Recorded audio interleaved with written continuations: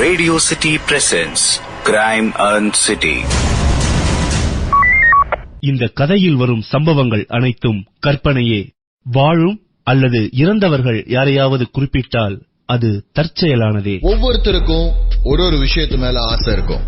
அந்த ஆசை எல்லை மீறி போகும்போதுதான் அவங்க வாழ்க்கை போக வேண்டிய பாதையில இருந்து வேற பாதைக்கு மாற ஆரம்பிக்குது. அந்த மாதிரி பேராசைப்பட்டு தன்னுடைய வாழ்க்கையை தொலைச்ச கதையத்தான் இன்னைக்கு உங்ககிட்ட சொல்ல போறேன். ஒரு சாதாரண வேலை நாளாதான் அந்த நாள் போயிட்டு இருந்தது நம்ம இன்ஸ்பெக்டருக்கு. அவருடைய அன்றாட வேலைகளுக்கு நடுவுல அந்த போன் கால் அடிக்கிற வரைக்கும். சார், சப்வே கிட்ட ஒரு டெட் பாடி இருக்குது, யாரோ அடிச்சு போட்டிருக்காங்க சார். அந்த தகவலை கேட்ட உடனே சம்பவ இடத்துக்கு வேகமா போறாரு இன்ஸ்பெக்டர். சம்பவ இடத்துல கழுத்து உடைப்பட்டு இறந்து போய் கிடக்கிறாரு ஒரு ஆண். வயது 27 இருந்து 30க்குள்ள இருக்கலாம். நல்ல உயரம், 5 அடி 10 அங்குலம். எப்ப சம்பவம் நடந்தது அப்படின்றதுக்கு விட்னஸா யாருமே இல்ல. நேர்ல பார்த்தவங்க, சுத்தி இருக்கிறவங்க எல்லாரும் விசாரிச்சாலும் எப்படி நடந்ததுன்னு தெரியல சார், காலையில இருந்து இருக்குது அப்படின்னு சொல்றாங்க. காலையில இருந்து இங்க ஒரு டெட் பாடி இருந்திருக்கு, ஆனா 11 மணி வரைக்கும் யாருமே ஏன் போன் பண்ணல அப்படிங்கிற கேள்வியோட இன்ஸ்பெக்டர் அந்த இடத்த சுத்தி பாக்குறாரு. பொதுவாவே ஒரு குற்றம் நடந்த இடத்துல சின்ன சின்ன தடயங்கள் குற்றவாளிக்கே தெரியாம மிஸ் ஆயிருந்திருக்கும். அந்த மாதிரி ஏதாவது தடயம் இருக்கா அப்படிங்கறத இன்ஸ்பெக்டர் தேடிட்டு இருந்த நேரத்துல கான்ஸ்டபிள் இன்னொரு விஷயம் சொன்னாரு. சார், பக்கத்துல எல்லா கடையிலும் விசாரிச்சுட்டேன். முதல்ல இவர் தான் கடையை திறந்துருக்காரு 5 மணிக்கு. 5 மணிக்கு கடையை திறக்கும் போதே இங்கதான் சார் இருந்திருக்கு. அப்போ அதுக்கு முன்னாடியே தான் நடந்திருக்கும். கான்ஸ்டபிள் சொன்ன விஷயத்த மனசுல குறிச்சு வச்சுக்கிட்டு இறந்து போன ஆள் கிட்ட போய் பாக்குறாரு இன்ஸ்பெக்டர். ரத்தம் உறைஞ்சிருக்கிறத பார்த்தா சம்பவம் நடந்து 6-7 மணி நேரம் ஆயிருந்திருக்கணும். அப்போ காலையில 3-4 மணிக்கு நடந்த விஷயமா இருக்கணும் அப்படிங்கறத இன்ஸ்பெக்டர் குறிச்சு வச்சுக்கிறாரு.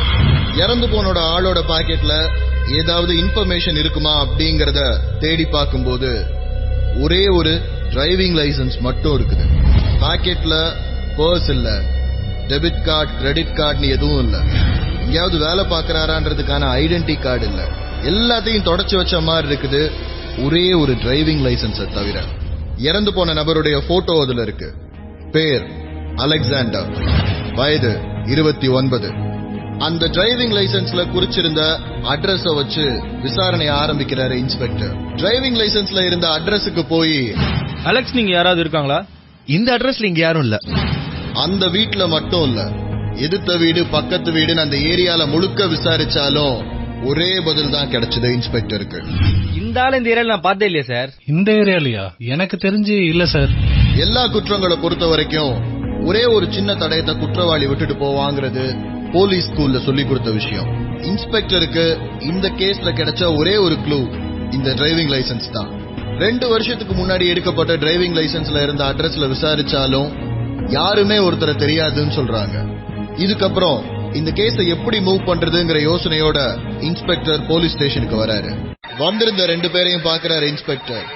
20-22 வயசுல ஒரு பொண்ணும் 30-32 வயசுக்குள்ள இருக்கிற ஒரு ஆணும் வெயிட் பண்ணிட்டு இருந்தாங்க. சார், அலெக்ஸ்க்கு என்ன சார் ஆச்சு? அலெக்ஸ் எங்க சார்? சொல்றேன், நீங்க யாரு? எங்க 2 பேருக்கும் என்கேஜ்மெண்ட் ஆயிருக்கு சார். அடுத்த மாசம் கல்யாணம். இந்த அலெக்ஸ் என்ன பண்றாரு? அவரு பேங்க்ல ஒர்க் பண்ணிட்டு இருக்காரு சார். கடைசியா எப்ப பேசுனீங்க? நேத்து நைட்ல இருந்து என் போனை கூட அவர் எடுக்கல சார். என்ன சார் ஆச்சு அவருக்கு? சாரிமா, நேத்து நைட்டு அவர் யாரோ அடிச்சு கொண்டு இருக்காங்க. அந்த வார்த்தையை கேட்ட உடனே ஐஸ்வர்யா மயக்கம் போட்டு விழுந்துட்டாங்க. இன்ஸ்பெக்டரோட பார்வை ஐஸ்வர்யா கூட வந்திருந்த அந்த ஆள் மேல விழுந்தது. யோ, நீ யாரியா? என் பேர் மணி சார். அலெக்ஸ் நானும் ஃப்ரெண்ட்ஸ் சார். உண்மையிலேயே கொண்டுட்டாங்களா சார்? ஆமா, உன்னை எங்கேயோ பார்த்த மாதிரி இருக்கே சார். நான் இந்த சில்லறை வேலைலாம் பார்ப்பேன். நைட்ல பிளாக்ல ஓட்டுறது, இந்த பொட்டலாம். அதானே, உனக்கு அவனுக்கு என்ன சம்பந்தம்? இந்த பொண்ணு சொல்ற மாதிரி அவன் பேங்க்ல எல்லாம் வேலை பார்க்கல சார். குரூப்லயே கொஞ்சம் படிச்சவன். அப்பப்ப இந்த சின்ன சின்ன பஞ்சாயத்துக்கு போறது, இந்த கேஸ் விஷயம் எல்லாம் பாத்துக்குவான் சார். பேங்க் எம்ப்ளாயின்னு சொல்லி ஒரு பொண்ணு கூட என்கேஜ்மெண்ட் ஆயிருக்கு. ஆனா ஃப்ரெண்டு சொன்ன விஷயம் அப்படியே வேற மாதிரி.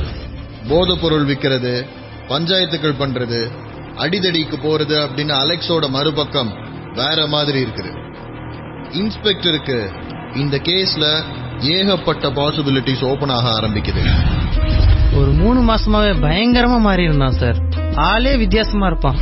தன்னுடைய பழைய பழக்க வழக்கத்தை எல்லாத்தையும் மாத்திக்கிட்டு பழைய சர்க்கிள் எதோடையும் மிங்கிள் ஆகாம ஒரு 3 மாசமாவே அலெக்ஸ் கிட்ட நிறைய மாற்றங்கள் இருந்ததை அவர் ஃப்ரெண்டு சொன்ன உடனே இந்த 3 மாசத்துல புதுசா நடந்த விஷயங்கள் என்னன்றதை விசாரிக்க ஆரம்பிக்கிறாரு இன்ஸ்பெக்டர்.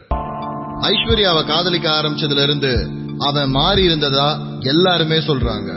தன்னுடைய பழைய பழக்க வழக்கத்தெல்லாம் விட்டுட்டு திருந்தி வாழணும்னு ஆசைப்பட்ட அலெக்ஸ் அடிச்சு கொலை செய்யப்பட்டிருக்கான்.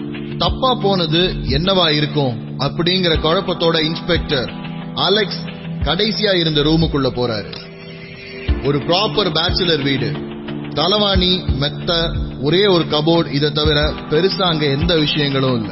முழு ரூமையும் சோதனை போடும்போது இன்ஸ்பெக்டருக்கு அங்க கொஞ்சம் விஷயங்கள் தான் கிடைச்சது இந்த கேஸ அடுத்த லெவலுக்கு கொண்டு போக.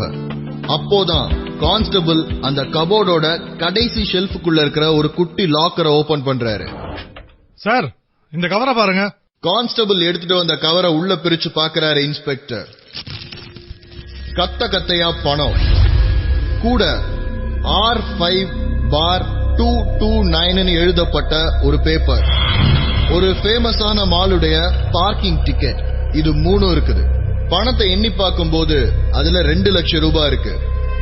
2 லட்சம் ரூபாய் பணத்தோட பத்திரமா வைக்கப்பட்ட இந்த 2 பேப்பரும் முக்கியமானதா அப்படிங்கிற யோசனையோட இன்ஸ்பெக்டர் அது 2ஐயும் பத்திரப்படுத்துறாரு.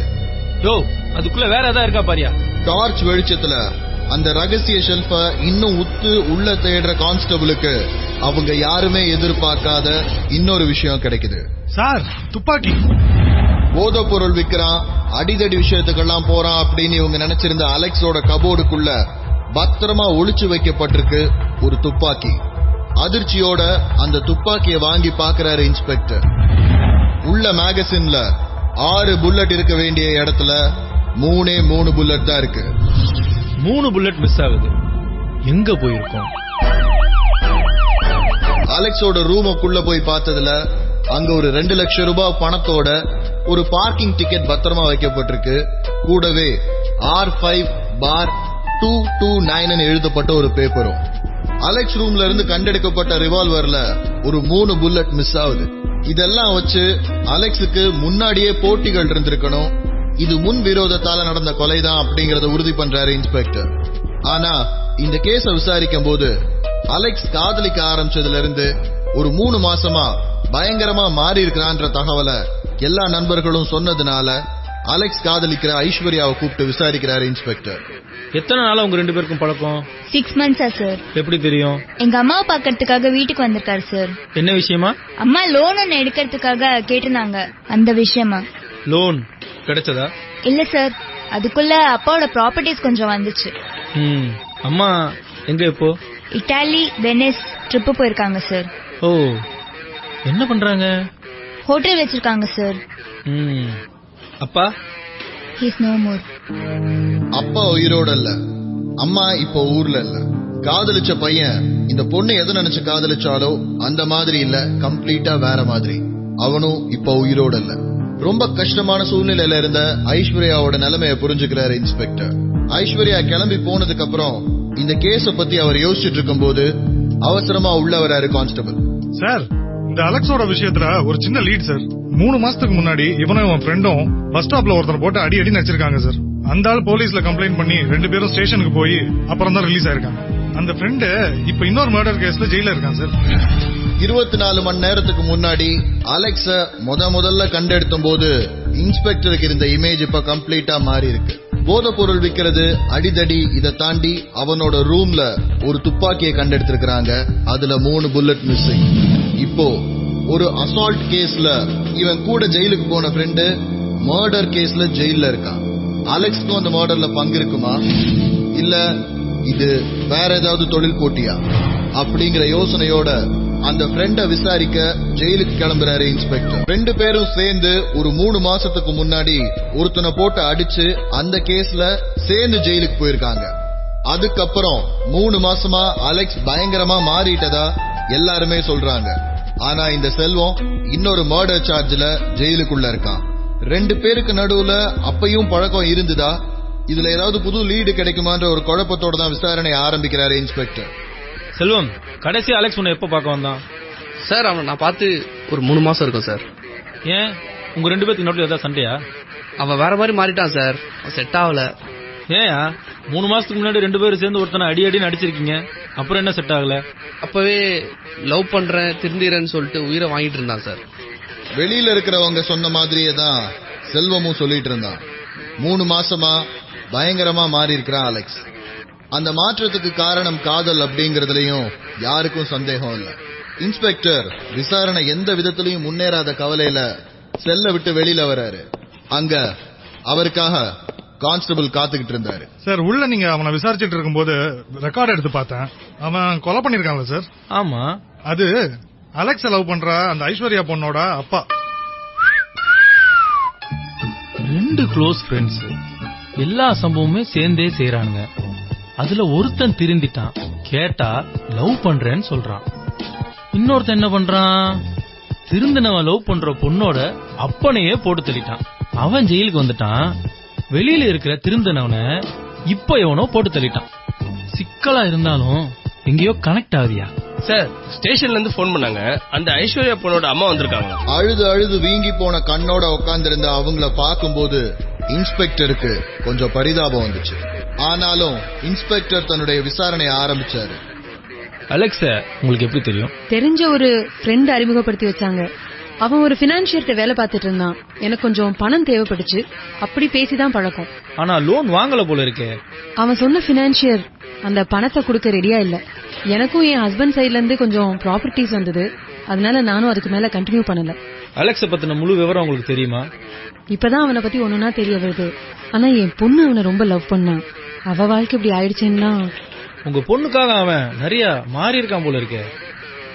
நான் பார்த்த வரைக்கும் அலெக்ஸ் ரொம்ப நல்ல பையன். எல்லாருக்கும் ஹெல்ப் பண்ற பையனா தான் நான் அவனை பார்த்திருக்கேன். எனக்கு அவன் மேல எந்த சந்தேகமுமே அப்ப வரல. அவங்க சொன்ன விஷயத்துல ஒரு உண்மை இருக்கதா தோணுச்சு இன்ஸ்பெக்டருக்கு. விசாரணையை முடிச்சிட்டு அவங்கள கொண்டு போய் வெளியில வழி அனுப்பி வைக்கும் போதுதான் கவனிச்சாரு, வெளியில ஒரு ஃபார் ரெஜிஸ்ட்ரேஷன் புத்தம் புது கார் நின்னுட்டு இருந்தது. அந்த கார்ல ஐஸ்வர்யாவோட அம்மா கிளம்புனதுக்கு அப்புறம் இன்ஸ்பெக்டர் ஸ்டேஷனுக்குள்ள திரும்ப வந்தாரு. யோ, அவன் உயிரோட இருந்தா பயங்கர லக்கியா. அந்த அம்மா புதுசா கார் வாங்கியிருக்கு, ஃபாரின் ட்ரிப் எல்லாம் போயிட்டு வந்திருக்கு. அந்த பொண்ணு இவனை பயங்கரமா லவ் பண்ணிருக்கு. பாவம் மிஸ் ஆயிடுச்சு. ஆமா சார், இவனும் பயங்கரமா லவ் பண்ணிருக்கான். ஆனா ஒரு 2 மாசத்துக்கு முன்னாடி பழைய கான்டாக்ட் எல்லாருக்கும் போன் பண்ணிருக்கான் சார். என்ன விஷயம் ஏதாவது கண்டுபிடிக்க முடிஞ்சா? அது தெரியல சார். காதலிச்சதுக்கு அப்புறம் திருந்தணும் அப்படின்னு முடிவெடுத்த அலெக்ஸ 2 மாசத்துக்கு முன்னாடி மாத்தின விஷயம் எது அப்படின்னு இன்ஸ்பெக்டர் யோசிச்சுட்டு இருந்த போது கான்ஸ்டபிள் உள்ள வந்தாரு. சார் அலெக்ஸ் வீட்ல இருந்து ஒரு துப்பாக்கி எடுத்தோம்ல, அதுல 3 புல்லட் கூட மிஸ்ஸிங் சொன்னீங்களே, அந்த 3 புல்லட் எங்க இருக்குன்னு கண்டுபிடிச்சா சார். சார் ஐஸ்வர்யாவோட அவங்க அப்பாவை சுட்டு கொண்டு இருக்காங்க. கழுத்துல 1 குண்டு, நெஞ்சில 2 குண்டு சார். அதே துப்பாக்கியா? மேட்ச் ஆகுதா?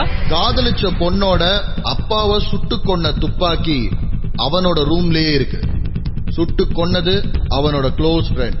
இந்த விஷயத்துல ஏதோ ஒரு தொடர்பை யாருமே கவனிக்காம விட்டது மாதிரி தோணுச்சு இன்ஸ்பெக்டருக்கு.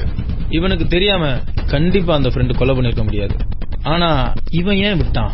அந்த சந்தேகம் வந்த உடனே இன்ஸ்பெக்டர் அடுத்து செஞ்ச வேலை நேரா செல்வத்தை மீட் பண்ண போனது.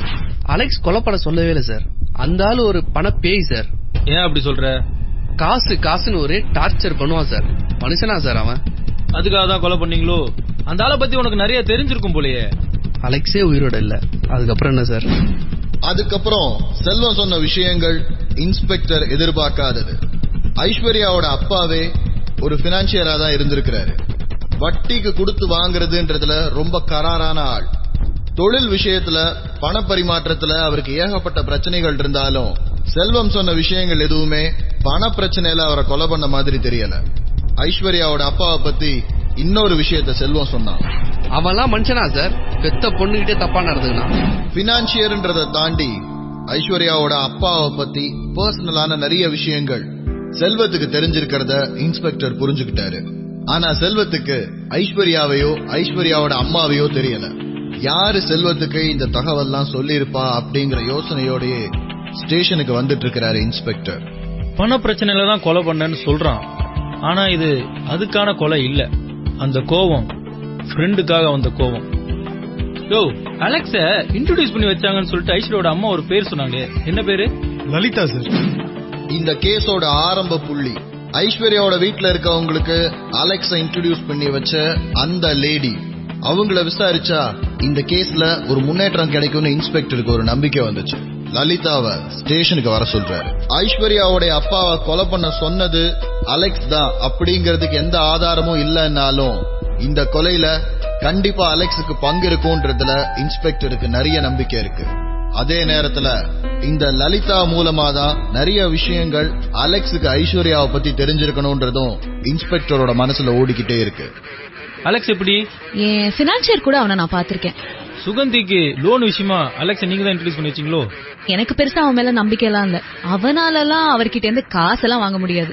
அப்புறம் என்ன நம்பிக்கையில ஐஸ்வர்யாவோட அம்மா சுகந்தி கிட்ட அலெக்ஸை இவங்க இன்ட்ரோடியூஸ் பண்ணி வச்சிருப்பாங்கன்னு யோசிக்க ஆரம்பிக்கிறாரு இன்ஸ்பெக்டர். நான் அவகிட்ட முன்னாடியே சொன்னேன் சார், அவ தான் கேக்கல.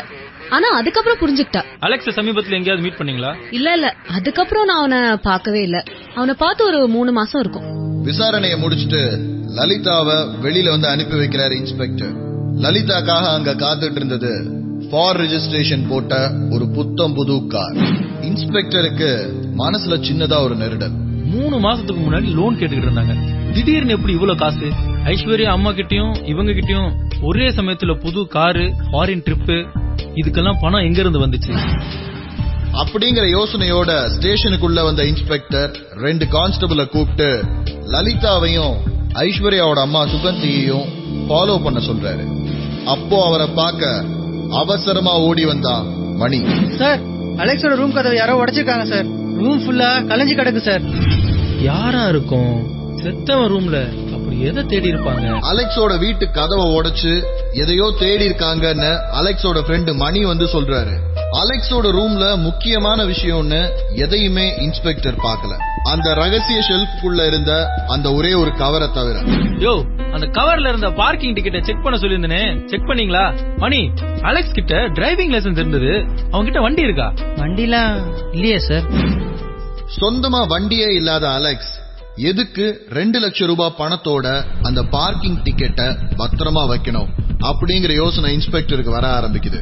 நேரா அந்த மாலோட பார்க்கிங்க்கு போய் அந்த டேட் அண்ட் டைம்ல இருக்கிற சிசிடிவி ஃபுட்டேஜ செக் பண்ண ஆரம்பிக்கிறாரு. அதுல ஒரு கருப்பு கலர் கார்ல அலெக்ஸ், லலிதா, ஐஸ்வர்யாவோட அம்மா சுகந்தி, அப்புறம் இன்னொரு ஆள் 4 பேரும் இருக்காங்க. எந்த கவர்ல 2 லட்சம் ரூபாய் பணம் இருந்ததோ அந்த கவர்ல இருந்து ஒரு 500 ரூபாய் நோட் எடுத்து பார்க்கிங் லாட்ல பார்க்கிங் கட்டணம் செலுத்துறதுக்காக கொடுக்கிறாரு அலெக்ஸ். வாங்குற பார்க்கிங் ரெசிப்டையும் மீத காசையும் அந்த கவருக்குள்ளேயே போட்டு வைக்கிறாரு. 4 பேரும் ரொம்ப சீரியஸான ஒரு டிஸ்கஷன்ல இருக்காங்க. கார் மாலை விட்டு வெளியில போகுது. 3 மாசத்துக்கு முன்னாடி அலெக்ஸ பார்த்ததா சொல்ற லலிதா 1 வாரத்துக்கு முன்னாடி அலெக்ஸோட அந்த மால்ல என்ன பேசிட்டு இருந்திருப்பாங்க? சீரியஸான கான்வர்சேஷனா இருக்கு. இதுல ஐஸ்வர்யாவோட அம்மா சுகந்தியும் இருந்திருக்கிறாங்க. அவங்களும் அலெக்ஸ சமீபத்துல பார்த்ததா எங்கேயுமே சொல்லல. ஏன் மறந்துட்டாங்களா? இல்ல எதையாவது மறைக்கிறாங்களா? கூட இருக்கிற அந்த இன்னொரு ஆள் யாரு அப்படிங்கிற கேள்விகளோட இன்ஸ்பெக்டர் லலிதாக்கு போன் பண்ண போனை எடுக்கிறாரு. அப்போ சொல்லுங்க ஏகாம்பரம். சார், அலெக்ஸ் வீட்டுக்கிட்ட போய் விசாரணை பண்ணதுல நேத்து நைட்டு 12 மணிக்கு 2 பேர் வந்திருக்காங்க சார். ஒருத்தவன் ரொம்ப உயரமா இருந்திருக்கான். 2 பேரும் மேல போனவங்க 1/2 மணி நேரம் கழிச்சா கீழே வந்திருக்காங்க. பைக் எடுத்துட்டு போயிருக்காங்க சார். பார்த்த கடைக்கார நம்ம ஸ்டேஷனுக்கு கூட்டு வரோம் சார். தடம் தெரியாம சுத்தி சுத்தி வந்துட்டு இருந்த கேஸ்ல புதுசா ஒரு வழி கண்ணுக்கு போடப்பட்ட மாதிரி இருந்தது இன்ஸ்பெக்டருக்கு. அதே நேரத்துல இன்னொரு ஐடியாவும் தோணுச்சு. அந்த கார்ல 4ஆவதா உட்கார்ந்திருக்கான் ஒருத்தன். அவன் மூஞ்சிய ஜூம் பண்ணி ஒரு பிரிண்ட் அவுட் மட்டும் கொடுங்க. அடையாளம் தெரியாத அந்த 4வது நபரோட போட்டோவோட ஸ்டேஷனுக்கு கிளம்புறாரு இன்ஸ்பெக்டர். அந்த ஒரு போட்டோ இந்த கேஸ முடிச்சு வைக்க போகுதுன்றது அப்போ இன்ஸ்பெக்டருக்கு தெரியாது. திருட்டுத்தனமா கதவை உடைச்ச 2 பேரோட முகத்தையும் பார்த்த கடைக்காரரை கான்ஸ்டபிள் ஏகாம்பரம் ஸ்டேஷனுக்கு கூட்டிட்டு வந்திருக்கிறாரு.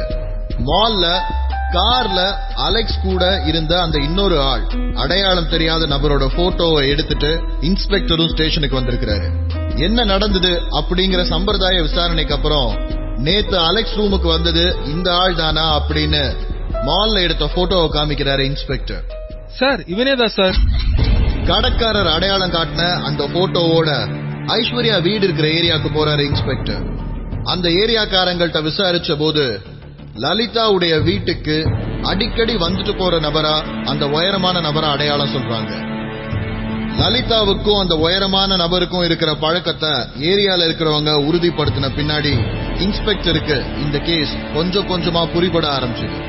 லலிதா, ஐஸ்வர்யாவோட அம்மா சுகந்தி, இந்த உயரமான மனிதர் 3 பேரையும் ஸ்டேஷனுக்கு வர வைக்கிறாரு.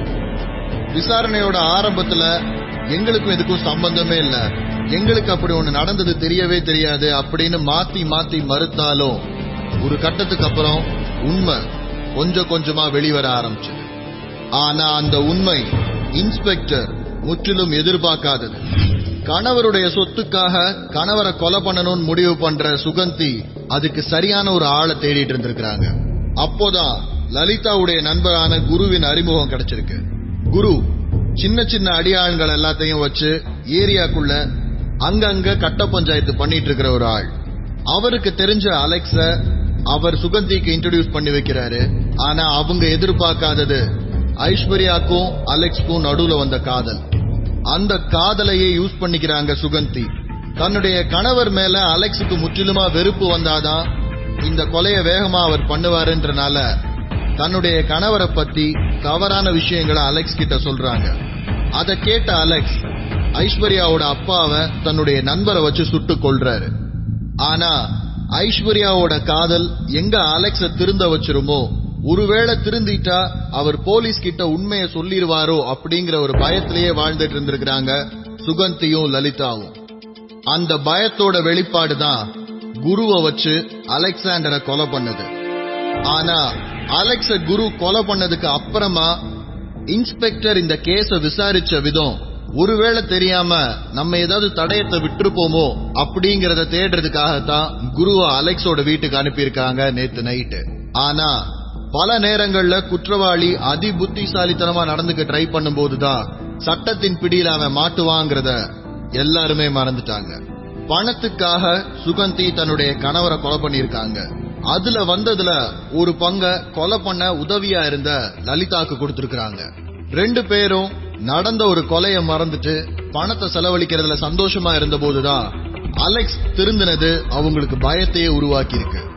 ஆனா அலெக்ஸ கொலை பண்றதன் மூலமா இதுல இருந்து தப்பிச்சிடலான்னு அவங்க போட்டது தப்பு கணக்காயிருச்சு.